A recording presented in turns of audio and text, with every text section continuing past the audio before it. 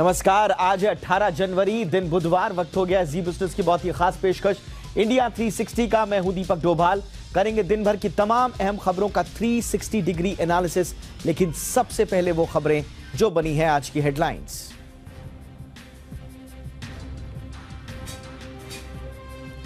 भारत में 2023 पे ना के बराबर होंगी छटनियां। पीडब्ल्यूसी के सर्वे में बोले भारतीय सीईओज, वेतन कटौती की भी योजना नहीं। इंडिया 360 में बताएंगे आपको 2023 में कितनी बढ़ेगी आपकी सैलरी।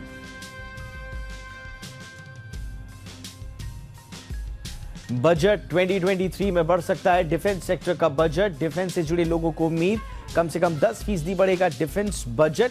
डिफेंस मैन्युफैक्चरर्स की क्या है चाहत, करेंगे इंडिया 360 में इस बार विश्लेषण।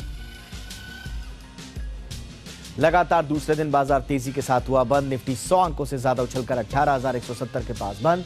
मेटल, फाइनेंस और बैंक शेयरों से सपोर्ट। पूर्वोत्तर के 3 राज्यों में चुनावों का ऐलान। त्रिपुरा में 16 फरवरी को चुनाव, 27 फरवरी को मेघालय और नागालैंड का मतदान होगा। 2 मार्च को आएंगे नतीजे।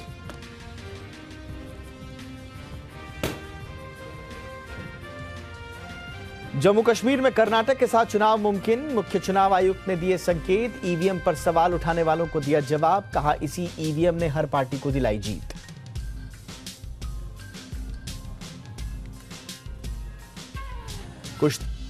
कुश्ती फेडरेशन के खिलाफ पहलवानों का प्रदर्शन। बजरंग पूनिया, साक्षी मलिक धरने पर। कहा, खिलाड़ियों के साथ सही बर्ताव नहीं।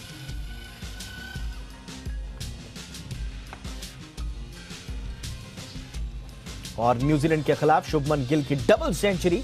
145 गेंदों में जोड़ा दोहरा शतक। वनडे में डबल सेंचुरी लगाने वाले 5वें भारतीय बने गिल।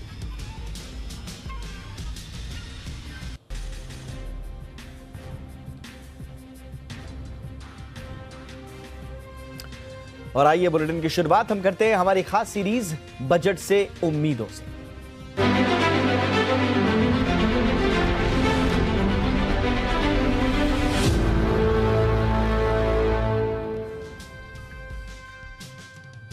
तो जिस तरह हर सेक्टर को बजट से अच्छा फंड मिलने की उम्मीद रहती है, यही उम्मीद लेकर डिफेंस सेक्टर भी वित्त मंत्री के सामने खड़ा है। और इस बार वित्त मंत्री निर्मला सीतारमण बजट में डिफेंस सेक्टर पर ज्यादा फोकस रख सकती हैं। बजट में डिफेंस पर फोकस बढ़ने की वजह भी हैं।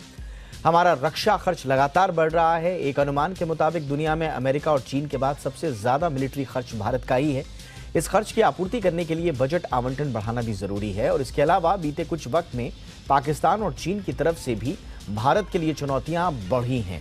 ऐसे में किसी भी स्थिति के लिए तैयार रहने की खातिर हमारी सेनाओं को भी तैयार रहना होगा। डिफेंस मॉडर्नाइजेशन इसका एक बहुत महत्वपूर्ण हिस्सा रहा है, जिसके लिए हमें स्वाभाविक तौर पर ज्यादा बजट की आवश्यकता होगी। साथ ही भारत ने अब डिफेंस सेक्टर में आत्मनिर्भर बनने के लिए भी कई कदम उठाए हैं और इस दिशा में काफी आगे बढ़ने की कोशिश की है। स्वाभाविक रूप से इस दिशा में भी हमें ज्यादा एलोकेशन चाहिए होगा। सरकार इस बजट में इंपोर्ट कम और एक्सपोर्ट ज्यादा करने पर भी फोकस कर रही है। एक्सपर्ट्स का यह भी कहना है कि मौजूदा रक्षा बजट को करीब डबल कर दिया जाना चाहिए। रक्षा बजट को देश की जीडीपी का 3% किया जाना चाहिए, ये डिमांड रही है। मौजूदा वक्त में रक्षा बजट जीडीपी का 2% ही है। पिछले बजट में वित्त मंत्री ने रक्षा क्षेत्र को 5,25,000 करोड़ रुपए का आवंटन किया था। यह राशि पिछले वर्ष के बजट के मुकाबले 37,000 करोड़ रुपए यानी कि 10% ज्यादा थी। यह हाल ही के वर्षों में रक्षा बजट में सबसे बड़ी बढ़ोतरी में से एक थी। अब इस बार भी बजट में रक्षा बजट में कम से कम 10% की बढ़ोतरी की उम्मीद जाहिर की जा रही है। पिछली बार की तरह ही इस बार भी बजट में आयात पर निर्भरता घटाने पर फोकस रह सकता है। इसके साथ ही डिफेंस सेक्टर में मेक इन इंडिया को और भी मजबूत करने का इंतजाम किया जा सकता है। लेकिन रक्षा मंत्रालय की ओर से सेनाओं के लिए जो डिमांड रखी जाती है, अक्सर उससे कम ही रकम मिलती है। पिछले बजट में जो प्रोजेक्शन रखा गया था और जो पैसा मिला, उसमें करीब 1 लाख करोड़ रुपए का अंतर था। अब जानकार ये मानते हैं कि इस साल भी यही ट्रेंड रह सकता है, यानी कि जितनी हमारी जरूरतें हैं संभवतः उससे कम ही हमें एलोकेशन मिले। रक्षा के मद में जो रकम मिलती है उसका 1/4 से ज्यादा हिस्सा जो है वो पेंशन में चला जाता है, सैलरीज में भी जाता है एक बड़ा हिस्सा। सेनाओं को आधुनिक साजो सामान देने के लिए इसीलिए कम रकम बच जाती है। पेंशन का खर्च पिछले करीब 20 बरस में 10 गुना बढ़ गया है। हाल ही में वन रैंक वन पेंशन का दायरा भी बढ़ाया गया है। इसके अलावा सरकार डिफेंस के लिए स्वदेशी मैन्युफैक्चरिंग इंफ्रास्ट्रक्चर सेटअप तैयार करने में भी जुटी हुई है और सरकार ने 2025 तक एरोस्पेस और डिफेंस उत्पाद और सर्विसेज का टर्नओवर 25 अरब डॉलर करने का लक्ष्य भी रखा है। इसमें 5 अरब डॉलर का एक्सपोर्ट भी शामिल है, यानी कि रक्षा क्षेत्र को पूरी तरह से आत्मनिर्भर बनाने के लिए बजट आवंटन में बढ़ोतरी मौजूदा वक्त की आवश्यकता है। तो क्या ये बढ़ोतरी मिलेगी? और तो ये तो देखिए, जो हमारा जो मौजूदा डिफेंस एस्टैब्लिशमेंट है उसके मॉडर्नाइजेशन के लिए, उसकी सैलरीज और पेंशन के लिए, उसके रेगुलर खर्चों के लिए तो हमें एलोकेशन चाहिए ही चाहिए। साथ ही में जो हमने जिस बात का सबसे जिक्र किया और जिस बात पर सबसे बड़ा फोकस भी है, वो है आत्मनिर्भरता हासिल करना डिफेंस सेक्टर में। उसके लिए डिफेंस मैन्युफैक्चरिंग, प्राइवेट पार्टनरशिप पर बहुत ज़्यादा फोकस किया है गवर्नमेंट ने।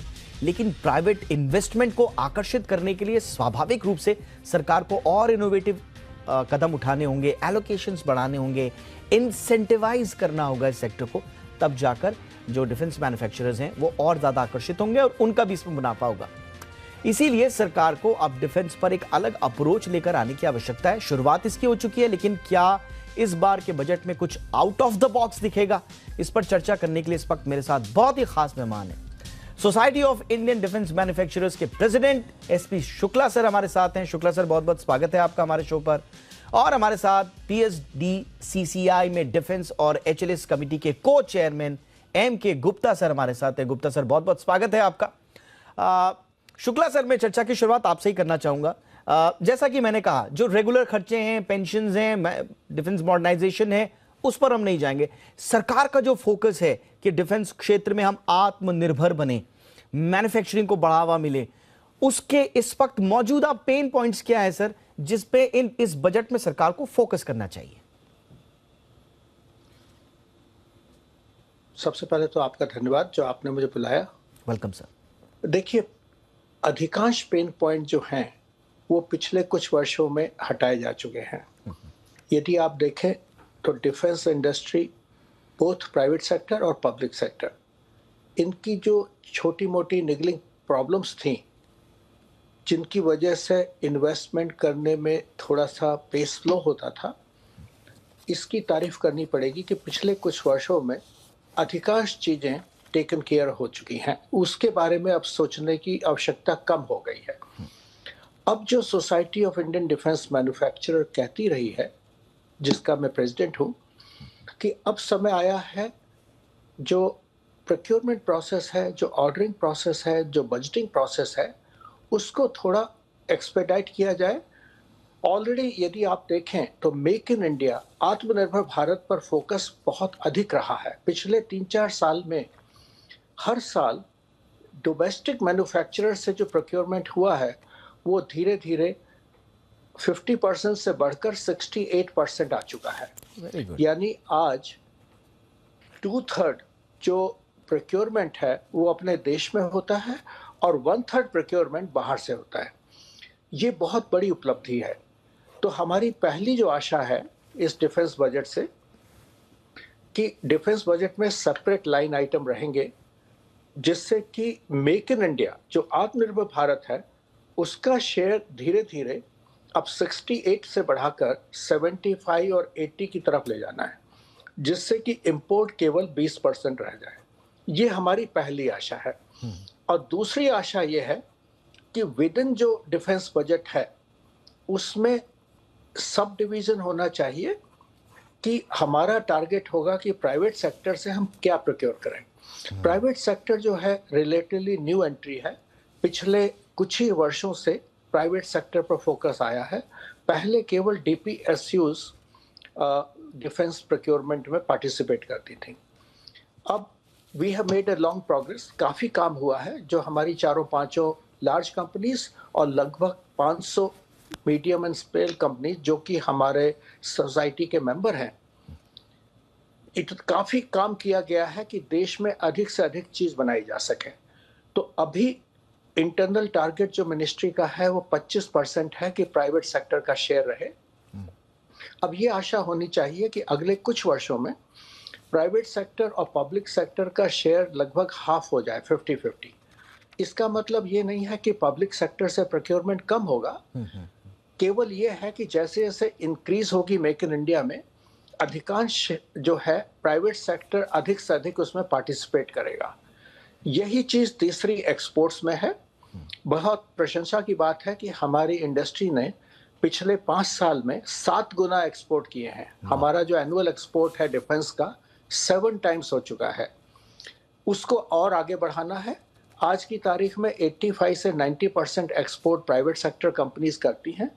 उसकी तारीफ यह है कि काफ़ी प्रोसेस स्ट्रीमलाइन की है गवर्नमेंट ने, तो एक्सपोर्ट करना आसान हो गया है। वहाँ पर हमारा कंटिन्यूस फोकस है। बजट के बाहर भी काफ़ी एक्शन होनी है, जो कि काफ़ी कोऑर्डिनेशन के साथ फॉरेन मिनिस्ट्री और डिफेंस मिनिस्ट्री के साथ होती हैं। लेकिन बजट के भीतर जो मेन आइटम है वो यही है कि इन्फ्लेशन को ध्यान में रखते हुए 10-12% की वृद्धि कैपिटल एक्सपेंडिचर बजट में। दूसरा, लोकल प्रोक्योरमेंट का शेयर 68% से बढ़ाकर 75-80 की तरफ ले जाना है। और तीसरा, प्राइवेट शेयर का सेक्टर धीरे धीरे 50% की तरफ ले जाना है, जो कि आज 25% है। ये 3 चीजें मिलकर देश को हमें आत्मनिर्भर बनाना है इस क्रिटिकल सेक्टर में। बिल्कुल, मुझे लगता है ये 3 बड़ी महत्वपूर्ण डिमांड हैं, बड़ी क्रिटिकल डिमांडें हैं पूरे सेक्टर, और खास तौर से प्राइवेट सेक्टर का जो पार्टिसिपेशन है उसको और ज़्यादा वृहद करने के लिहाज से। गुप्ता सर, इसके अलावा भी सरकार ने जो कुछ मजबूत कदम उठाए हैं, जो सरकार कहती है उसमें लाइसेंसिंग नॉर्म्स में रिलैक्सेशन देने की बात कही है सरकार की ओर से। कहा जाता है एक लेवल प्लेइंग फील्ड के लिए policy on exchange rate variation को इंट्रोड्यूस किया गया। इसके अलावा एक सेपरेट हेड बनाया गया है डिफेंस बजट में डोमेस्टिक प्रोक्योरमेंट के लिए। इस तरह के कुछ सरकार कहती है कि हमने बड़ा इंपॉर्टेंट कदम उठाए, लेकिन उसके बावजूद जैसा कि अभी शुक्ला सर भी कह रहे हैं कि प्राइवेट पार्टिसिपेशन का बढ़ने का अभी स्कोप बहुत ज्यादा है। क्या ऐसा करना चाहिए कि हम प्राइवेट पार्टिसिपेशन ज्यादा देखें? स्वाभाविक रूप से वो जो हमारे गवर्नमेंट जो एंटिटीज हैं उनके प्रोक्योरमेंट पर ज्यादा प्रभाव ना पड़ते हुए, लेकिन प्राइवेट पार्टिसिपेशन को बढ़ाने के लिए हमें क्या करना होगा सरकार को? धन्यवाद, बहुत बहुत धन्यवाद पहले तो हमें मौका देने के लिए कि यहाँ आके और अपने विचार प्रस्तुत करें। Thank you very much. मैं वो पॉइंट्स रिपीट नहीं करूँगा जो शुक्ला जी ने कहा, तो they were very very strong and basic points. मैं कुछ और पॉइंट्स जो हैं सबसे ज़्यादा ज़रूरी, जो शुक्ला जी ने भी कहा कि सबसे ज़्यादा ज़रूरी है कि हमें अगर यहाँ strong manufacturing base build up the capacity, to build up the capabilities, उसकी यूटिलाइजेशन के लिए हमें गवर्नमेंट के ऑर्डर्स जो है वो इमीडिएटली ज़्यादा से ज़्यादा ऑर्डर्स चाहिए। ये तो सबसे बेसिक सी बात है। दूसरा, हमारे को जो है यहाँ टारगेट जो है गवर्नमेंट ने जो एक्सपोर्ट का दिया है $5 बिलियन का बाय 2025, ये बात सही है कि कोई भी इंडस्ट्री सर्वाइव नहीं कर सकती विदाउट एक्सपोर्ट्स, लेकिन डिफेंस ऐसा सेक्टर है कि हमें लोकल गवर्नमेंट के ऑर्डर्स चाहिए from our own forces to create confidence amongst foreign buyers. ये हमारे लिए बहुत ज़रूरी है कि हम अपनी कैपेबिलिटीज़ पहले लोकली प्रूव करें, तो हमारे जो फॉरेन बायर्स हैं उनमें भी ज़्यादा कॉन्फिडेंस आएगा। तीसरा, मैं एक इसमें और गुजारिश करूंगा गवर्नमेंट से कि डिफेंस सेक्टर की PLI स्कीम को आप जो है वो जल्दी से जल्दी इम्प्लीमेंट करें, जिससे कि लोकल मैन्युफैक्चरिंग उसकी कैपेबिलिटीज़ बढ़ें विद इन द कंट्री। ये हमारे लिए बहुत ज़रूरी है। बाकी सेक्टर्स में जहाँ जहाँ PLI स्कीम आई है गवर्नमेंट की, वहाँ हमने मैन्युफैक्चरिंग में बहुत ज़बरदस्त बूस्ट देखा है।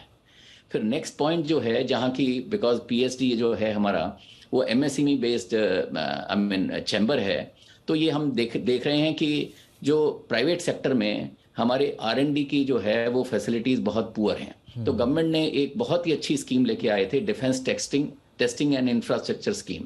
अच्छा। ये बेसिकली ये टेस्टिंग इंफ्रास्ट्रक्चर और design capabilities within the country for private sector as a implementation agency के लिए रूप में उसको प्रस्तुत किया गया था। और ये state of art testing facility available करवाएगा for design, for production in the defence industry locally. और ये हमारे MSMEs को बहुत ज़्यादा बूस्ट करेगा, क्योंकि उनकी कैपेबिलिटीज़ नहीं है कि वो बहुत करोड़ों रुपए के टेस्टिंग इक्विपमेंट्स लगाएं। तो ये बहुत जरूरी है, इसको जल्दी से जल्दी इम्प्लीमेंटेशन करना। शायद ऐसा देखा जा रहा है कि पॉसिटी ऑफ फंड्स के कारण ये टेक ऑफ नहीं हुआ है, तो इसको भी जल्दी से जल्दी इम्प्लीमेंटेशन करवाना है। बिल्कुल सर। एक नेक्स्ट पॉइंट जो मैं कहूंगा कि रॉडटेप स्कीम जो है वो, क्योंकि अब डिफेंस के जो एक्सपोर्ट्स हैं बढ़ती जा रही हैं, वो अभी एक्सपोर्ट जो है डिफेंस के एक्सपोर्ट को कवर नहीं कर रहा, तो जितने भी हमारे टैक्सेस और ड्यूटीज हैं वो हमारी कॉस्ट में फैक्टर इन हो रही हैं। तो जो अगर हमें एक्सपोर्ट्स को बढ़ाना है तो रॉडटेप स्कीम जो है वो हमारे को जो है वो डिफेंस सेक्टर में भी फॉर एक्सपोर्ट्स लागू करनी पड़ेगी।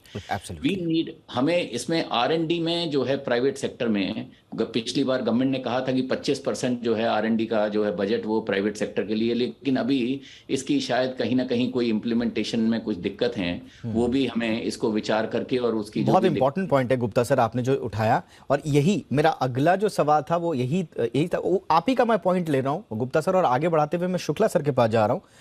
R&D पर फोकस करना होगा आपको, लेकिन क्योंकि कहा जाता है अगर आपको प्राइवेट पार्टिसिपेशन बढ़ाना है तो फिर इंडस्ट्री, स्टार्टअप और एकेडमिक्स, इन तीनों का आपको एक अच्छा इकोसिस्टम बनाना होगा। अब पिछली बार हम देख रहे हैं जो ओवरऑल बजट था उसमें R&D का हिस्सा मेरे ख्याल से 1% भी नहीं था, उसको बढ़ाने की बात कही जा रही है। इसके अलावा जो फंड था innovation in defence excellence, IDEX जिसे कहा जा रहा था, उस पर बढ़ाने की बात कही जा रही थी। तो ये कितना क्रूशियल होगा कि हम R&D पर इस बार फोकस करें sir?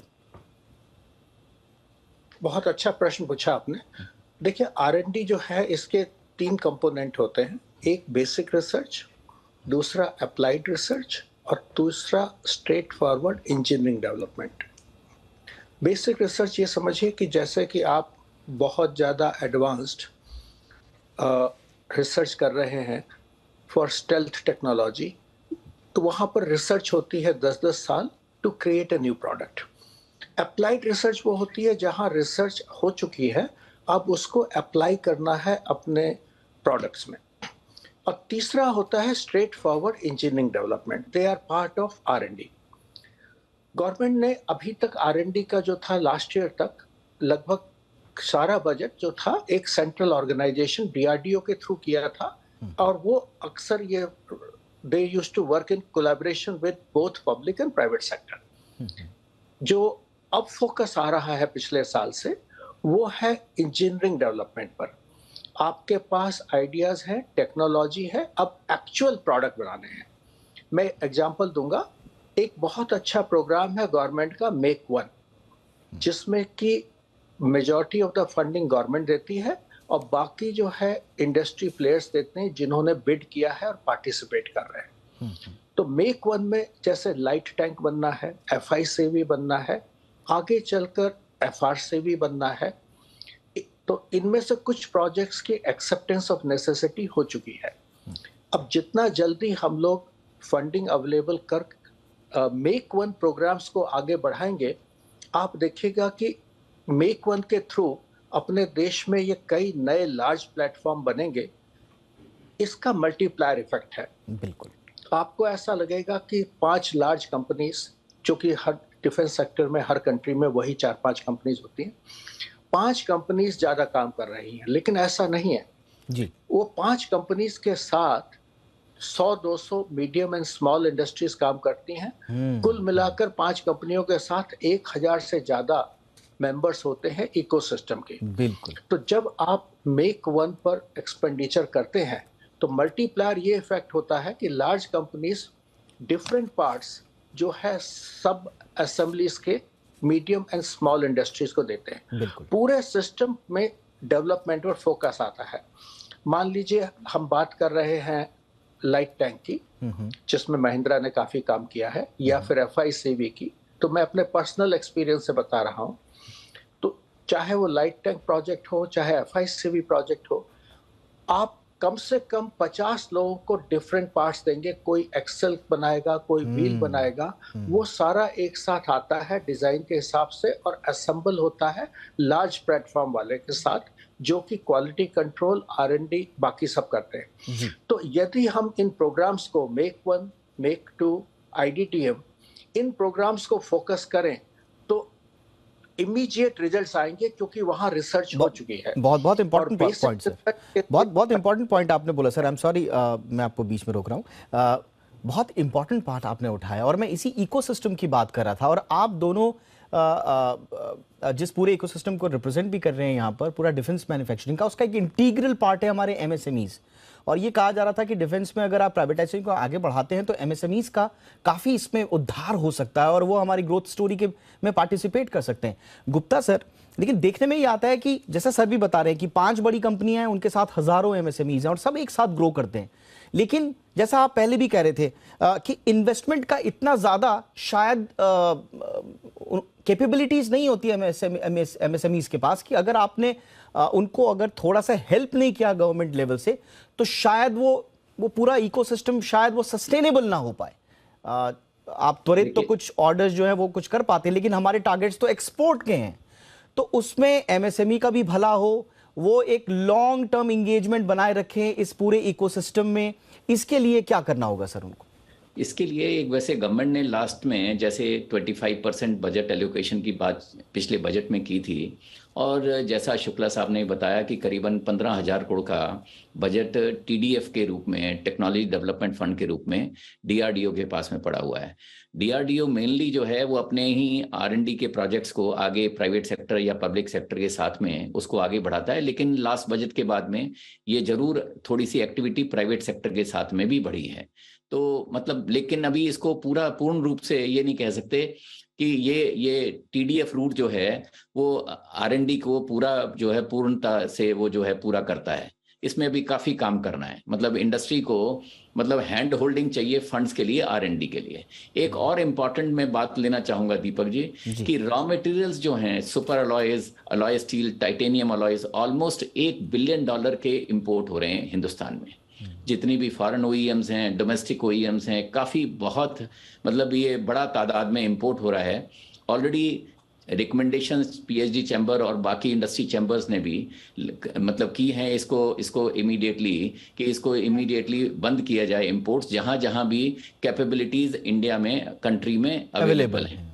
So this is a very very big opportunity. Almost like $1 billion की इंपोर्ट को आप जो है रॉ मटेरियल्स के रूप में लोकली परचेज कर सकते हैं। आप ये भी आपको जान के अच्छा खुशी होगी कि इसके साथ साथ में डिफेंस ऑफसेट्स करीबन $10 बिलियन के पड़े हुए हैं अभी डिफेंस मिनिस्ट्री में।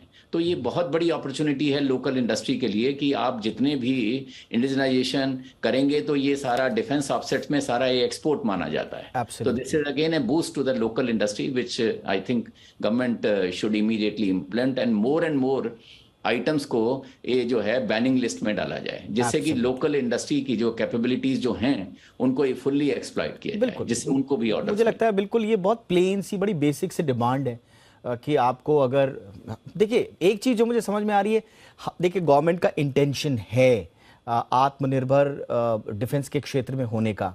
सबसे बड़ी बात है, आप लोगों से बात करके मुझे ऐसा एहसास हो रहा है कि हमारे यहाँ इंडस्ट्री भी तैयार है, चाहे वो बड़े मैन्युफैक्चरर्स हैं, चाहे वो एमएसएमईज भी हैं। हम मेक 2 की बात करें जो इंडस्ट्री फंडेड प्रोजेक्ट्स होते हैं, चाहे हम मेक 1 की बात करें जो जॉइंट फंडिंग होती है एमओडी और इंडस्ट्री की, सब जगह तैयारी है। बस एक अच्छे इंटेंशन की आवश्यकता है। अगर वो पुश मिल जाए तो मुझे लगता है ये इकोसिस्टम जो ग्रो करेगा, जो हमने आज का सवाल रखा है, आज का हमने जो टॉपिक रखा है कि जो भारत की जो विकास की गाथा है उसमें जो डिफेंस सेक्टर जो बूस्टर का काम करेगा वो अभूतपूर्व होगा, हमारे सामने ही होगा। लेकिन एक जरा सा पुश चाहिए सरकार की तरफ से। उम्मीद करते हैं कि सरकार की तरफ से कुछ इस बजट में देखने को ये सब मिलेगा। बहुत बहुत शुक्रिया शुक्ला सर, आपने वक्त निकाला, thank you so much. Gupta sir, आपका भी बहुत बहुत शुक्रिया सर वक्त निकालने के लिए। चलिए, तो बजट में डिफेंस सेक्टर को क्या चाहिए इस पर तो हमने चर्चा कर ली, लेकिन अब जानते हैं कि टेक्सटाइल कारोबारियों की बजट से क्या उम्मीदें हैं। और मुंबई के टेक्सटाइल कारोबारियों के साथ हमारी संवाददाता एकता सूरी पहुंची उनके बीच में और समझने की कोशिश की कि उनकी क्या डिमांड्स हैं।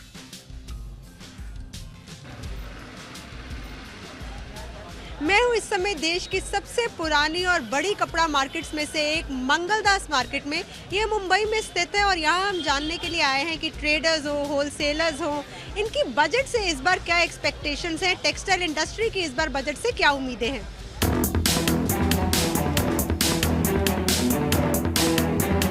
बजट में हमको देखो, व्यापारियों ने 2 साल में बहुत नुकसान किया। 2 साल तक मार्केट बंद रही, लोगों ने परेशानी बहुत देखी और व्यापारियों ने भी देखी है।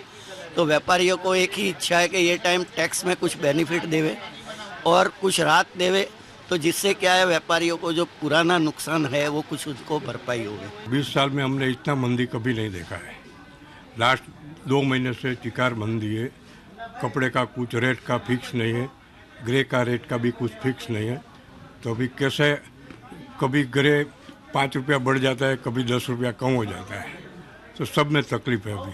टेक्सटाइल में जितना ऐसे मैक्सिमम वो लोग सबको जॉब प्रोवाइड कर रहे हैं मैक्सिमम, तो वो हिसाब से जितनी रियायत दे सकते हैं उतनी देनी चाहिए। टेक्सटाइल में ऐसा है मैडम कि भाई जैसे ये न्यू कमर्स नहीं आ रहे हैं, जो ओल्ड है वही है, न्यू कमर्स कोई भी नहीं है।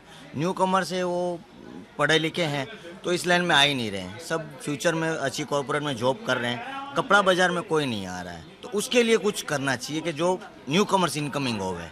हम लोग ट्रेडर रिप्रेजेंट कर रहे हैं, टेंस एंड थाउजेंड्स ऑफ हमारे नंबर्स है, तो हमारा एक्सपेक्टेशन यही है कि जो हमारी सप्लाई चेन है वो विक्टिम थी कार्टेलाइजेशन की, रॉ मटेरियल की, उसमें हम लोग ने बहुत सफ़र किया लास्ट 1-8 साल से।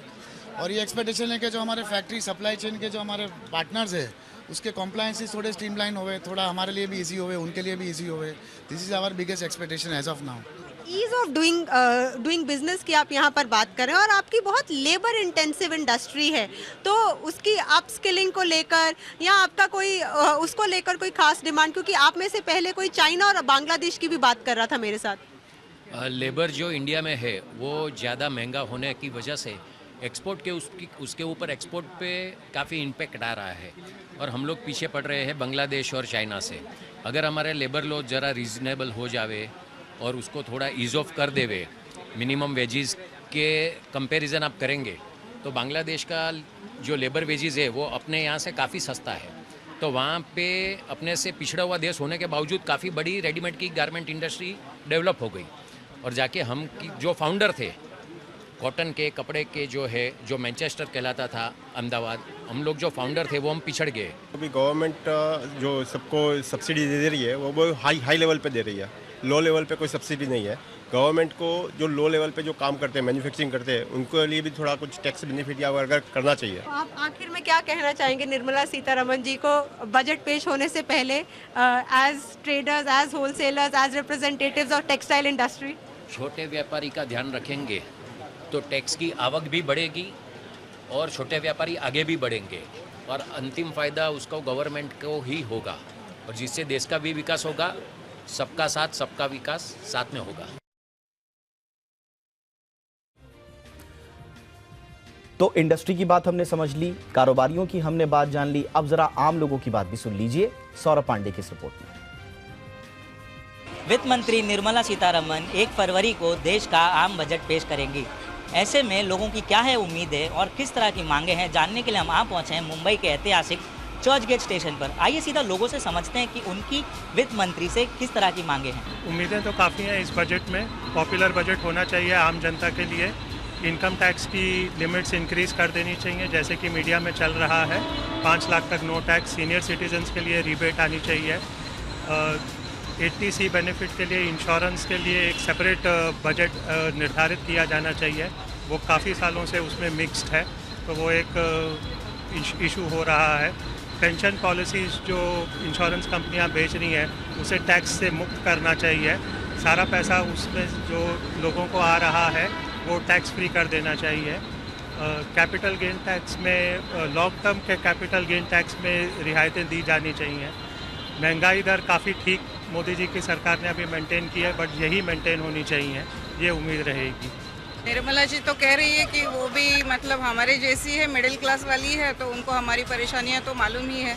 गैस सिलेंडर का भाव बढ़ गया है, हर जगह इनकम टैक्स का कितना रेट हो गया है, तो उनको लेडीज़ की सब प्रॉब्लम्स मालूम है। तो हम वही ख्वाहिश करते हैं कि लेडीज़ के बारे में ज़रा ज़्यादा सोचें और हमारा जो बजट है घर का वो थोड़ा सा हमारे बजट में आ जाए तो अच्छी बात है। और क्या कह सकते हैं इसके बारे में। हम जरा सीनियर सिटीजन के लिए जो बजट में कुछ अच्छा कुछ दे सकते हो, तो पेंशन जो है ना उसको नॉन टैक्सेबल करने का, इस तरह से जो भी है रिफॉर्म्स लाए जाएं छोटे व्यापारी के लिए, जिस तरह से उनको आसानी हो बिजनेस का, ईज ऑफ बिजनेस। बजट में जो भी है ट्रेडिंग को आसान किया जाए और बजट में चीज़ों को भाव के लिए उसके ऊपर कैप लगाया जाए चीज़ों की सप्लाई पे कैप लगाया जाए, ब्लैक मार्केटिंग कम हो जाए इस तरह से। गवर्नमेंट सर्वेंट को सभी फैसिलिटीज जो है, उनकी जो बचत है वो सभी ATC के अंदर डाली है। उसके बाहर कोई क्लॉज निकाल के या उससे ज़्यादा उसकी लिमिट बढ़ानी चाहिए, वरना आपका पगार ज़्यादा होते हुए भी आपको बचत नहीं कर सकते हैं। इसका फ़ायदा एक तरह से गवर्नमेंट को ही होने वाला है। जब आदमी कोई बचत करता है तो गवर्नमेंट की से उसका वो जो पैसा है उसका यूज़ कर सकेगी। टैक्स पे करते हैं उनके लिए मेडिकल में कुछ फैसिलिटीज़ दी जाएँ और कुछ उसमें स्कीम्स लाई जाएँ फॉर टैक्स पेयर्स। जिस तरह से आपने सुना, लोगों के वित्त मंत्री से काफ़ी उम्मीदें हैं। अब देखना ये होगा कि उनकी उम्मीदों पर वित्त मंत्री किस तरह से खरी उतरती हैं। मुंबई से वीडियो जर्नलिस्ट आसिफ सिद्दीकी के साथ सौरभ पांडे, जी मीडिया। दुनिया की सबसे बड़ी सॉफ्टवेयर कंपनी माइक्रोसॉफ्ट में बड़ी छटनी की तैयारी हो रही है। खबरों के मुताबिक कंपनी अपने HR डिपार्टमेंट से लेकर इंजीनियरिंग टीम तक हजारों नौकरियों को खत्म करने की योजना बना रही है। रिपोर्ट्स के मुताबिक माइक्रोसॉफ्ट अपने कुल कर्मचारियों की संख्या में से 5% को बाहर निकालने जा रहा है, यानी 11,000 कर्मचारियों की नौकरी पर तलवार लटकी हुई है। ये माइक्रोसॉफ्ट में अब तक हुई कई दौर की छटनी से काफी बड़ा होगा और अमेरिकी टेक कंपनियां आर्थिक मंदी आने की आशंका के बीच डिमांड में कमी का सामना कर रही हैं और इसी के चलते मेटा और अमेजॉन सहित कई कंपनियों को हाल ही में अपने यहाँ छटनी करनी पड़ी। माइक्रोसॉफ्ट में छटनी भी इसी कड़ी का एक हिस्सा बताया जा रहा है। और जहां माइक्रोसॉफ्ट, अमेजॉन जैसी बड़ी कंपनियों में लगातार छटनियों की खबरें आ रही हैं, वैश्विक स्तर पर आए दिन मंदी के खतरे को लेकर अलर्ट जारी किया जा रहा है। वहीं भारत में स्थिति इसके बिल्कुल अलर्ट है। 2023 में भारतीय कंपनियां न छटनियां करेंगी ज्यादा और ना ही वेतन में कोई कटौती करने की उनकी योजना है। ये बात खुद भारतीय कंपनियों के CEOs ने कही है। देखिए, अब ये सारे CEOs जो हैं, ये ग्लोबल अकाउंटिंग फर्म PwC के सालाना सर्वे में शामिल हुए और इस सर्वे में भारतीय CEOs ने ये बातें कही हैं। इन CEOs ने कहा है कि 2023 में कुछ मुश्किलें जरूर पेश आ सकती हैं, लेकिन भारत की स्थिति मजबूत है। PwC के एनुअल CEO सर्वे में 85% भारतीय CEOs ने कहा कि उनकी छटनी की योजना नहीं है। वहीं 96% ने कहा है कि उनकी वेतन कटौती की भी योजना नहीं है। 78% CEOs का मानना है कि अगले 12 महीनों में ग्लोबल इकोनॉमी की ग्रोथ की रफ्तार में कमी जरूर आएगी। 57% ने कहा कि भारतीय अर्थव्यवस्था वो बढ़ने को लेकर वो बिल्कुल सकारात्मक है, वो पॉजिटिव है। PwC के 26वें एनुअल ग्लोबल CEO सर्वे में 105 देशों के 4,000 से भी ज्यादा CEOs ने भाग लिया। इसमें भारत के 68 CEOs शामिल हुए। PwC के चेयरपर्सन संजीव कृष्ण ने कहा कि वैश्विक चुनौतियों के बावजूद भारतीय कंपनियों के CEO इकोनॉमिक ग्रोथ को लेकर आशावान हैं, लेकिन उन्हें बाहरी जोखिमों से निपटने और मुनाफे को बनाए रखने पर भी ध्यान देना होगा। छटनी नहीं होने की गुड न्यूज के बाद अब ये भी जान लीजिए कि इस साल आपकी सैलरी में कितना इंक्रीमेंट हो सकता है। हमने लगातार आपको इस बारे में एक एक्सक्लूसिव कवरेज भी की थी। कंसल्टिंग फर्म कॉर्न फेरी के सर्वे में इसका जवाब है। सर्वे के मुताबिक इस साल एवरेज सैलरी हाइक 9.8% रहने की उम्मीद है, यानी कि 10% आप समझ सकते हैं, जो कि पिछले साल के 9.4% से ज्यादा है। सैलरी हाइक का रुझान इंडिया इंक की मजबूत स्थिति को दिखाता है। सर्वे के मुताबिक कंपनियों ने अपने टैलेंट को बनाए रखने के लिए खास योजना भी तैयार की है और इसके लिए अच्छा काम करने वाले कर्मचारियों की सैलरी में 15 से 30% तक की बढ़ोतरी भी हो सकती है। इंडियन इकोनॉमी की ये जो रफ्तार है और इस पर भरोसा जो दिख रहा है, उसे देखते हुए भारतीय कंपनियां 2023 को लेकर बहुत सकारात्मक हैं, पॉजिटिव हैं और फायरिंग की बजाय हायरिंग पर और रिटेन अपने एम्प्लॉइज को करने पर संभवतः ज्यादा फोकस होगा। अब चलिए इस पर जरा चर्चा भी कर लेते हैं और हमारे साथ इस वक्त खास मेहमान जुड़ चुके हैं। कंपनी बेंच के CEO क्षितिज अग्रवाल हमारे साथ हैं। क्षितिज, बहुत बहुत स्वागत है आपका। हमारे जो CEOs कह रहे हैं कि हम इस बार छटनी नहीं करेंगे, अब ये थोड़ा सा विरोधाभासी इसलिए लगता है कि कल ही मैं रिपोर्ट पढ़ रहा था कि पूरी दुनिया में सिर्फ IT सेक्टर में ही जो है वो और दूसरी न्यू एज कंपनीज में भी मिलाकर 1600 के आसपास प्रतिदिन कर्मचारियों की छटनी हो रही है। और वो रिपोर्ट ये भी कह रही थी कि जनवरी के महीने में, ये एवरेज जनवरी के महीने का निकाला गया है, और इस छटनी में भारतीय कंपनियां भी अग्रणी भूमिका निभा रही हैं। तो अब ये जो CEO कह रहे हैं कि अब हम आगे ले ऑफ्स नहीं करेंगे, छटनियां नहीं करेंगे, ये कॉन्फिडेंस कहाँ से आ रहा है सर? सर देखिए, पहले आपको मार्केट के बारे में सबको पता ही है, लेकिन फिर भी एक बार दोहराना चाहूंगा कि आजकल क्या नहीं चल रहा है, राइट? आजकल रशिया इन्वेजन जो है, रशिया वॉर है, उसकी वजह से बहुत मार्केट हिला हुआ है, राइट? नेचुरल गैस का इश्यूज है हमारा, बहुत पॉलिसीज में चेंजेस आ रहे हैं, राइट? जो सीईओज को या कंपनीज को बहुत फर्क पड़ रहा है उससे, कस्टमर डिमांड चेंज हो रही है।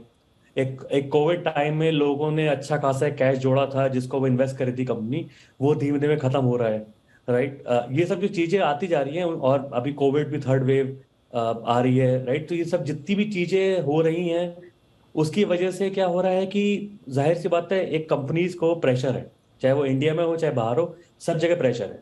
लेकिन अच्छी चीज ये है कि भारत एक बढ़ता हुआ देश है, भारत में अभी भी बहुत सारी अपॉर्चुनिटीज है, पूरा वर्ल्ड जो है भारत को देखता है सप्लाई के लिए, इन सब चीजों के लिए। जैसा आपने अभी थोड़ी देर पहले कहा कि डिमांड सप्लाई गैप जो है वो कहीं से पूरी हो सकती है, तो भारत उसमें बहुत ही अहम भूमिका निभाता है, राइट? तो जब ये सब चीजें भारत करेगा तो भारत में अभी भी बहुत ज्यादा स्कोप है ग्रोथ का, भारत में बहुत ज्यादा चीजें हैं जो हम कर सकते हैं यहाँ पे, ओके? स्पेशली टेक्नोलॉजी की बात करें तो टेक्नोलॉजी में जो जिस तरीके से टेक्नोलॉजी चेंज हो रही है, जिस तरीके से नए न्यूज टेक्नोलॉजी आ रही है, जैसे आर्टिफिशियल इंटेलिजेंस आ रहा है, नए नए तरीके आ रहे हैं, तो कंपनी को इन्वेस्ट करना ही पड़ेगा इन सब चीजों में, वरना वो पीछे छूट जाएंगे। तो मेरा पर्सनल जो मुझे दिख रहा है मार्केट में वो यही है कि भारत में ग्रोथ होगी, राइट? ऑफ कोर्स थोड़ी बहुत कमी आएगी। जैसे मैं अभी एक रिपोर्ट पढ़ रहा था, तो एक वॉल स्ट्रीट की रिपोर्ट थी जहां पे बोल रहा था कि इस बार 6.9% की ग्रोथ नहीं होगी, लेकिन 5.9% की रहेगी, राइट? जो मुझे लगता है इतना कम नहीं है, right? It's still much better compare to, अगर आप यूएस से कंपेयर करें जहाँ पे लास्ट ईयर 2% की ग्रोथ थी और इस साल शायद 0.2% रह जाएगी, राइट? जो बहुत ही बड़ा डिक्लाइन है। तो उसके मुकाबले हम लोग बहुत अच्छी परिस्थिति में हैं। लेकिन एक सीईओ के हिसाब से मैं बोलूंगा कि हम लोग दिन रात स्ट्रगल करते हैं, हम लोग दिन रात यही देख रहे हैं कि कैसे हम लोग चीजें मेंटेन करके रखें, कैसे हम कंपनी में एक हैप्पी एनवायरनमेंट रखें, कैसे फायरिंग ना करें और प्रॉफिटेबिलिटी अपनी बढ़ाएं without decreasing the workforce, right? वो हम सबका यही लक्ष्य है। अच्छा, ठीक है। देखिए, बहुत ज़्यादा पॉजिटिव पॉइंट्स हैं जो 2023 में ऐड हो सकते हैं। हमारी कल ही बात हो रही थी, जो कॉर्न फेरी की रिपोर्ट आई थी, उसमें भी जो तमाम इंडस्ट्री लीडर्स थे उनका भी यही कहना था कि देखिए, विदेशों में जितनी भी आपदाएं आती हैं, इस तरह की संकट, आपदा को अगर हम संकट कहें तो ज़्यादा बेहतर होगा, तो संकट जो आते हैं तो वो भारत के लिए कहीं ना कहीं एक अपॉर्चुनिटी लेकर आते हैं। तो भारत में एक डिमांड जनरेशन होती है, जो अच्छे टैलेंट हैं उनकी भी आवश्यकता होती है। सबसे बड़ी बात यह है कि अभी भी हमारे यहाँ टैलेंट क्रंच है, तो अभी बहुत बड़ा गैप है। कंपनीज को टैलेंट चाहिए लेकिन मिलता नहीं है मार्केट में। तो स्वाभाविक रूप से जिनके पास टैलेंट है उनको रिटेन करने के लिए, उनको कंपनी में बनाए रखने के लिए या अच्छा नया टैलेंट हायर करने के लिए भी कंपनियां एड़ी चोटी का जोर लगाएंगी।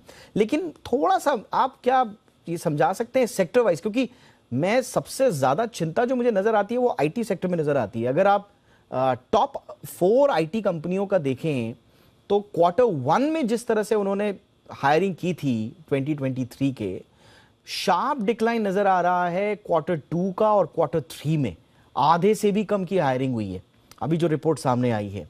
तो आईटी कंपनी ने, ऐसा तो नहीं है कि जब ओपन अप हुए तो आपने डिमांड के चक्कर में, आपने प्रोजेक्ट्स को पूरा करने के चक्कर में अनाप शनाप भर्तियां कर ली, बेंच पे भी बिठा लिए कुछ लोग, और अब जो है वो अचानक से बेरोजगार होने की कगार पर हैं, अब छटनियां शुरू कर रहे हैं। मैं थोड़ा सा जो हम टॉपिक पे बात कर रहे हैं थोड़ा सा अलग पूछ रहा हूँ आपसे।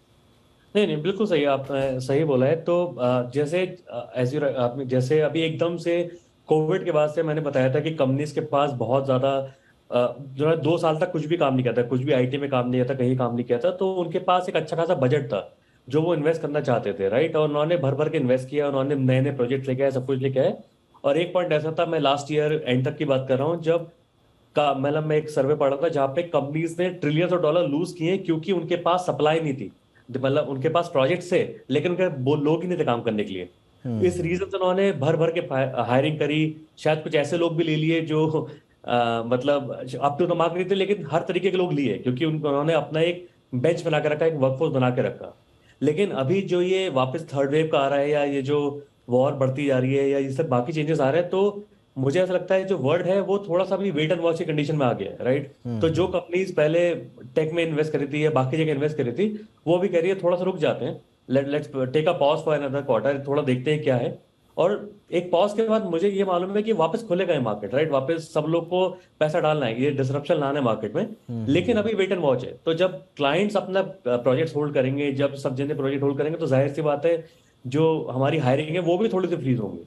लेकिन ये एक मोमेंटरी चीज है, ये वापस खुलेगा। क्योंकि थोड़े दिन पहले नैस्कॉम की रिपोर्ट ये कहती थी कि अभी ऑलमोस्ट 27% डिमांड सप्लाई गैप है, और ये अगले 3.5 साल में अगले 3 साल में 3.5 गुना बढ़ जाएगा। यानी कि ऑलमोस्ट 70% डिमांड सप्लाई गैप होगी, राइट? तो कितना भी स्लो डाउन हो जाए, हमेशा डिमांड सप्लाई गैप रहेगी। तो यानी कि हमेशा अच्छे लोगों की रिक्वायरमेंट रहेगी। लेकिन मजा तो तब है ना जब अच्छे लोगों की रिक्वायरमेंट बनी रही है, तो ठीक है, अच्छा लगता है सुनने में कि अच्छे लोगों की सबको आवश्यकता रहेगी। लेकिन जो लोग अच्छा होने का पोटेंशियल रखते हैं, उनको हम अच्छे से स्किल अप कर पाएं और फिर उस सप्लाई इकोसिस्टम का पार्ट बना पाएं, फिर मजा आएगा। बहरहाल ये अलग चीज। लेकिन 2023 में अगर आप आईटी को देखकर थोड़ा सा लग रहा है, अभी तक के क्वार्टर्स की हम बात करें, लेकिन आने वाले क्वार्टर्स में हम उम्मीद करते हैं कि हायरिंग यहाँ पर वापस आएगी। और जैसा कि सारे सीईओज कॉन्फिडेंस जता रहे हैं कि साहब हम फायर तो नहीं करेंगे, हायर जरूर करेंगे और रिटेनरशिप भी जरूर रहेगी। लेकिन आपको क्या लग रहा है, आईटी के अलावा और कौन कौन से सेक्टर्स हैं जहां पर जो नए लोग हैं, जो पोटेंशियल कैंडिडेट्स हैं, जो अभी एमबीए या बीटेक या दूसरे कोर्सेज करके निकल रहे हैं, उनके लिए अच्छे मौके 2023 में बनते हुए नजर आ रहे हैं? वो कौन कौन से सेक्टर्स हो सकते हैं? देखिए, आईटी तो एक है ही है, लेकिन जो इंडिया बढ़ रहा है, अब देखिए India is a country of startups, right? हर तरीके की हम डिसरप्शन कर रहे हैं, हर तरीके की नई चीजें लेके आ रहे हैं। सो मेरे को लगता है मैन्युफैक्चरिंग इस साल बहुत बूम पे जाने वाला है इंडिया में। जैसे आप देख रहे हो कि चाइना को बहुत अच्छा चाइना से काफी प्रोजेक्ट्स इंडिया में लेके आ रहे हैं, काफी चीज इंडिया में लेके आ रहे हैं। तो मैन्युफैक्चरिंग एक डोमेन ऐसा है जो इंडिया में बहुत जल्दी और बहुत तेजी से ग्रो करेगा, जिस साल दिख रहा है। हेल्थ केयर, अगेन कोविड के बाद से लोगों ने जाना कि भाई कितना जरूरी है ये हेल्थ केयर, कितना जरूरी है ये इंश्योरेंस डोमेन, कितना जरूरी है हॉस्पिटल, या क्या क्या इसमें नई नई चीजें कर सकते हैं। तो हेल्थ केयर अगेन एक ऐसा प्लेटफॉर्म है जो मुझे लगता है आने वाले दिनों में इक्वल पे देगा, जो एक आईटी इंजीनियर्स को मिलती है या बाकी को मिलती है। तो वो अपने आप में बहुत बड़ा एक जाने वाला है। ई कॉमर्स इंडस्ट्री अगेन दिन ब दिन ऐसी मैक्रो कंपनीज आती आ रही है, क्विक कॉमर्स कंपनीज आती आ रही हैं जो लोगों को आलसी बना रही है, जो लोगों को सब कुछ घर बैठे दे रही है। तो वो जाहिर सी बात है बहुत ज्यादा जॉब जनरेट करेंगी और हमेशा से उसमें ग्रोथ की पॉसिबिलिटीज है। तो मुझे लगता है ऑनेस्टली सारे सेक्टर ही मुझे ऐसा दिख रहे हैं जहाँ पे मुझे ग्रोथ दिख रही है इंडिया में, क्योंकि अभी भी हम लोगों ने सरफेस भी स्क्रैच नहीं किया और बहुत ज्यादा उम्मीद है। तो जो एक बहुत पहले एक होता था कि मेरा बेटा बड़ा होकर इंजीनियर बनेगा या डॉक्टर बनेगा, मुझे लगता है अभी ये बहुत कुछ चेंज हो चुका है। और अब लोगों पे इतने अपॉर्चुनिटीज हैं और इतनी अपॉर्चुनिटीज आने वाली है कि लोग अपने हिसाब से पढ़ाई कर सकते हैं। किसी को जिसको मास कॉम में जाना मास कॉम में जाए, जिसको ऑयल एंड गैस में जाना ऑयल एंड गैस में जाए, जिसको जिसमें भी उसका इंटरेस्ट है, मुझे लगता है वहां पे बहुत अच्छी अपॉर्चुनिटीज रहेंगी। बिल्कुल, जो मैंने अभी तक मार्केट में ट्रेंड देखा है। एब्सोल्युटली। देखिए, कैंडिडेट तो तैयार है, हमारे इंडियन जो बच्चे हैं उनमें काफ़ी पोटेंशियल है। लेकिन मेरा हमेशा से एक जो थोड़ा सा जो नाराज़गी भी रहती है, जो हमारे इंस्टीट्यूशंस हैं, जो हमारे इंजीनियरिंग इंस्टीट्यूशंस हैं, जो मैनेजमेंट इंस्टीट्यूशंस हैं, या जो किसी भी विधा से जुड़े हुए इंस्टीट्यूशंस हैं, वो सिर्फ पारंपरिक पढ़ाई पर जो है वो बुकिश नॉलेज सिर्फ देने पर फोकस रखते हैं। बच्चों को स्किल अप करने के लिए, जैसा कि क्षितिज भी बता रहे हैं, बहुत बड़ा डिमांड सप्लाई गैप है। उस डिमांड सप्लाई गैप को फिल करने के लिए बच्चा रेडी है, आपको उसको स्किल अप करना है। तो इनोवेशन जो है वो इंस्टीट्यूशंस लेवल पर भी चाहिए। आप अच्छे अच्छे फैकल्टी लाएं, अपने फैकल्टी को आप ट्रेन करें और इस सप्लाई चेन का हिस्सा बनाएं बच्चों को, तो फिर मज़ा आएगा। दूसरा, बच्चों के लिए भी यही है, जो कैंडिडेट्स हैं, कि 2023 में जो पोटेंशियल सेक्टर्स हैं उनके हिसाब से आप इंस्टीट्यूशंस को छोड़ दीजिए, अपने लेवल पे स्किल अप होने की कोशिश करें। कैसे आप डिमांड को मीट कर सकते हैं इंडस्ट्री की, खुद कैसे एक पोटेंशियल कैंडिडेट के रूप में उभर सकते हैं, इस पर आपको भी फोकस रखना है। और तीसरा, इंडस्ट्री से तो हम हमेशा यही कहेंगे कि भाई ज़रा मैनेजमेंट सुधारिए, अनाप शनाप हायरिंग मत कीजिए, रियलिस्टिक हायरिंग कीजिए। होता क्या है कि आप एक प्रोजेक्ट को कंप्लीट करने के चक्कर में आप भेड़ बकरियों की तरह भर देते हैं और बाद में हमारे बच्चों को दिक्कत होती है जब अचानक से उनको पता चलता है कि वो फायर हो रहे हैं। और फिर आप देख ही रहे हैं, अब तो आजकल लोग इतने जागरूक हो गए हैं कि अमेजॉन जैसी कंपनियों को भी कोर्ट में जाकर अपना जवाब देना पड़ रहा है इलीगल फायरिंग पर। तो इस तरह की चीज़ें हैं जिसमें सबको एक सेंसिबल डिसीजन मेकर की तरह उभरना पड़ेगा 2023 में, तब जाके हमारा जॉब मार्केट स्टडी होगा, अच्छे से वो इंडिया की ग्रोथ स्टोरी में अपना पार्टिसिपेशन दे पाएगा। थैंक यू सो मच क्षितिज, आपने वक्त निकाला हमारे लिए, बहुत बहुत शुक्रिया। चलिए, दावोस में चल रहे वर्ल्ड इकोनॉमिक फोरम की हर अपडेट का जो हम एक्सक्लूसिव सिलसिला आपके लिए लेकर आए हैं उसकी शुरुआत करते हैं दावोस डायरी 2023।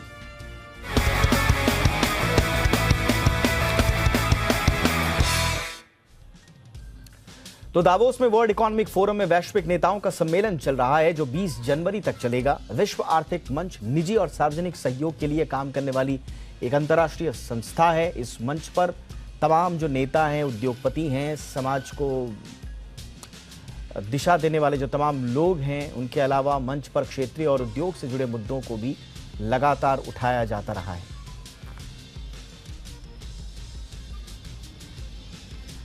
तो दावोस समिट में जी बिजनेस के एग्जीक्यूटिव एडिटर स्वाति खंडेलवाल ने बात की वेदांता ग्रुप के चेयरमैन अनिल अग्रवाल से।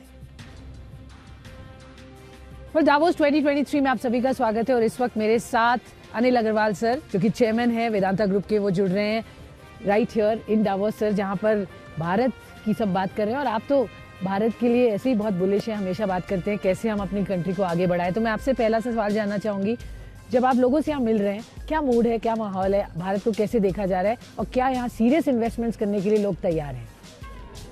मैं यहाँ 10-12 साल से आ रहा हूँ, लेकिन जितना मैंने आज इस साल जो फीलिंग देखी, जो लोगों में उत्साह देखा, क्योंकि रशिया नहीं है, चाइना नहीं है, यूरोप में भी मंदी है, आज 1.4 बिलियन पीपल, हम लोग G20 के भी प्रेसिडेंट हो गए हैं।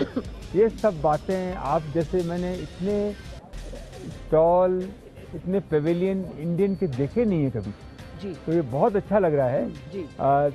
क्रेडिबिलिटी इंडिया की बहुत अच्छी हुई है और मेरे को लगता है आने वाले दिनों में दुनिया में तो मंदी है ही है, 23 में सब लोग बोल रहे हैं मंदी होगी, लेकिन कहीं ना कहीं आशा की किरण उनको हिंदुस्तान पे दिखती बिल्कुल, ओके। तो ये डेफिनेटली एक मैसेज है जो हमें यहाँ देखने को मिल रहा है। लेकिन सर, जब आपके जैसे बड़े ग्रुप की बात करते हैं और कितना इन्वेस्टमेंट आपने भारत में ऑलरेडी किया है, आगे किस तरीके का आप एक तरह से रोल प्ले करेंगे इन्वेस्टमेंट्स के पॉइंट ऑफ व्यू से, क्या ग्रोथ एक्सपेक्ट कर रहे हैं भारत से आप? अभी तो वेदांता की शुरुआत है, ये तो एक इंस्टीट्यूशन है। मैंने इसमें चालू किया, लेकिन आगे आने वाले दिनों में 1000 साल की कंपनी, 500 साल की कंपनी बनेगी। और यही मेरी इच्छा रहती है कि हिंदुस्तान में बहुत इंपोर्ट होता है, इंपोर्ट कम हो, हम सब चीज़ें खुद बना सकते हैं। इसके अलावा डिफेंस का भी कोई इक्विपमेंट बना सकते हैं। इलेक्ट्रॉनिक में बहुत इच्छा थी, सेमीकंडक्टर हम जितनी जल्दी हो सकेगा हम सेमीकंडक्टर बनाएंगे, क्योंकि वो हमारे देश को बदल देगा। हम ग्लास बनाएंगे जो कि लाखों लोग, करोड़ों लोग अपनी अपनी फैक्ट्रियां लगाएं, रोजगार दें। हम इसको गुजरात में लगा रहे हैं। जितना उत्साह हर आदमी जो यहाँ मेरे को मिल रहा है वो इसी की बात कर रहा है। बट सर, पॉलिसी से आप क्या चाहेंगे? मतलब वहाँ काम जरूर हुआ है, बट क्या और बातें हैं जो आप चाहते हैं सरकार इनकॉर्पोरेट करे? बजट भी आने वाला है। हाँ, तो सेंस ऑफ अर्जेंसी जो मोदी जी के राज में हुई है और थोड़ी जल्दी हो, उससे फर्क पड़ेगा। और जो गवर्नमेंट कर रही है वो असंभव है, ब्यूरोक्रेसी भी पूरा साथ दे रही है।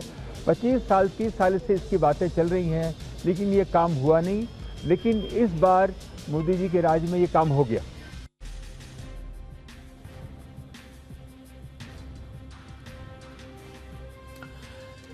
सरकार सोशल मीडिया पर फेक कंटेंट की बाढ़ और ऑनलाइन गेमिंग के बढ़ते खतरे को देखते हुए बेहद सतर्क है और इसे लेकर आईटी मिनिस्ट्री ने नए कानून के ड्राफ्ट को और सख्त किया है।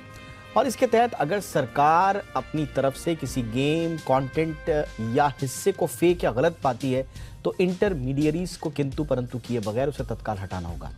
एक और जो इसमें एडिशन किया गया वो ये कि ऑनलाइन गेमिंग कंपनीज जो हैं उनको अब इंटरमीडियरीज बनाया गया है या उनकी भी जिम्मेदारियां तय करने की कोशिश की गई है। ये नया नियम पहले से कितना अलग है, कॉन्सुलेशन के लिए पब्लिक पर है। देखिए हमारी इसी पर खास रिपोर्ट। सोशल मीडिया पर फेक कंटेंट के दिन लगने वाले हैं, वहीं बच्चों को बिगाड़ने वाले ऑनलाइन गेमिंग पर भी लगाम कसने वाली है। सरकार इसे लेकर अब और सख्त हो गई है। इसी कड़ी में सरकार ने एक प्रस्तावित मसौदे को लेकर नोटिफिकेशन जारी किया है। इसमें कहा गया है कि अगर किसी सोशल मीडिया प्लेटफॉर्म पर भ्रामक, फर्जी कंटेंट अपलोड या अपडेट की गई है या फिर उसे शेयर किया गया है तो इसे जारी करने वाले को लेकर स्थिति साफ नहीं है तो सरकार ऐसे कंटेंट को तत्काल हटाने के लिए कह सकती है। इसके अलावा ऑनलाइन गेमिंग से जुड़े मामले में भी सरकार का नजरिया बिल्कुल साफ है। अगर सरकार अपनी जांच में किसी ऑनलाइन गेमिंग कंटेंट से खतरा पाती है तो उसे भी वो हटाने के लिए कह सकती है। फिलहाल तो सरकार ने नए मसौदे पर 25 जनवरी तक सभी स्टेक होल्डर्स से सुझाव मांगा है। सरकार का प्रस्तावित मसौदा अगर जस का तस मंजूर कर लिया जाता है तो सोशल मीडिया कंपनियों की जवाबदेही और बढ़ जाएगी। आमतौर पर मौजूदा समय में अगर फेक कंटेंट को लेकर कोई शिकायत होती है तो इंटरमीडियरीज ऐसे कंटेंट की पहले जांच करने को कहती हैं। जांच में 2 से 3 हफ्ते तक का समय लग जाता है, लेकिन प्रस्तावित मसौदे पर मोहर लग गई तो सोशल मीडिया को पहले उस कंटेंट को हटाना होगा। जांच परख बाद में होती रहेगी। इससे पीआईबी यानी कि प्रेस इन्फॉर्मेशन ब्यूरो और राज्य सरकारों के सूचना विभाग को एक बड़ी ताकत मिलेगी। उन्हें अगर अपने स्तर पर कंटेंट में कोई दोष मिलता है तो ऐसे कंटेंट को हटाने में सोशल मीडिया प्लेटफॉर्म्स नानुकुर नहीं कर सकेंगे। सरकार ने ऑनलाइन गेमिंग को रेगुलेट करने के लिए भी सख्त रुख अपनाया है। ऑनलाइन गेमिंग के खतरे संबंधी किसी शिकायत को सरकार अगर अपनी जांच में सही पाती है तो ऐसे हिस्से या खेल को तत्काल हटाने के लिए गेमिंग कंपनियां बाध्य होंगी। सरकार पहले ही साफ कर चुकी है कि ऑनलाइन गेमिंग के लिए नियम बनाए जाएंगे ताकि गेमिंग इंफ्रास्ट्रक्चर को बच्चों के लिहाज से सेफ एंड सिक्योर बनाया जा सके।